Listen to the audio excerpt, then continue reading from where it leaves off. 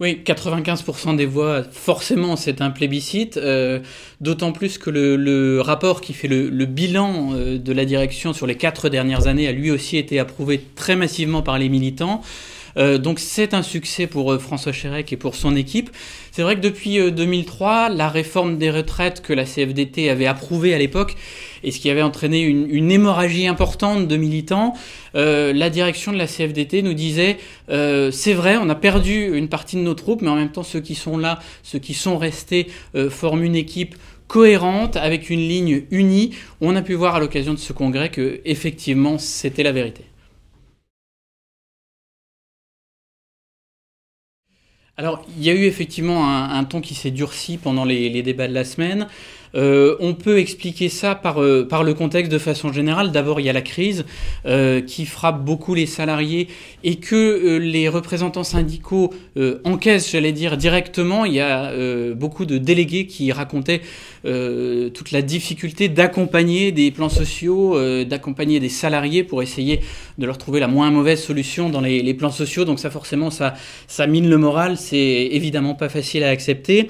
Au-delà de ça, il y a le contexte beaucoup plus politique, la révision générale des politiques publiques, la réforme des retraites qui sont très critiquées par la CFDT. Et puis il y a aussi probablement un petit agacement vis-à-vis de Nicolas Sarkozy, dont on sait qu'il a beaucoup pratiqué le dialogue, le deal entre guillemets avec la CGT. On sait qu'il a une certaine proximité avec Bernard Thibault. Et du coup, la CFDT perd un petit peu dans ce jeu-là son rôle de syndicat interlocuteur habituel des pouvoirs. On a senti que ce congrès était l'occasion pour les militants d'exprimer un petit peu leur déception par rapport à ça.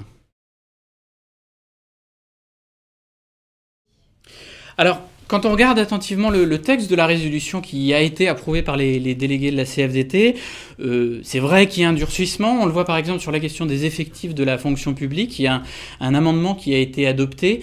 Le texte initial prévoyait que on regarde au cas par cas les besoins de l'État et qu'on en déduise les besoins en termes d'effectifs, ce qui laissait sous-entendre que ici ou là on pouvait réduire les effectifs de l'État.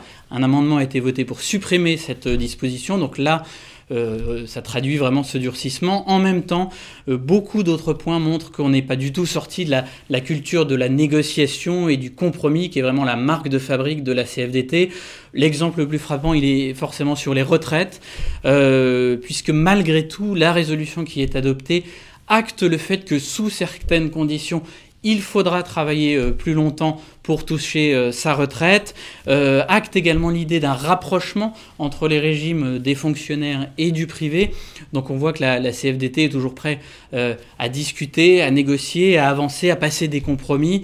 De ce point de vue-là, on peut dire que l'ovation que François Chérèque a reçue quand il a dit qu'il n'était pas question de toucher à la retraite à 60 ans ressemblait un petit peu à un baroud d'honneur. Et François Chérèque a d'ailleurs lui-même rappelé et beaucoup mis en avant des points qui ont été négociés par la CFDT ces derniers mois. On pense aux mesures sur le chômage partiel, sur la meilleure indemnisation des chômeurs, sur le fonds d'investissement social.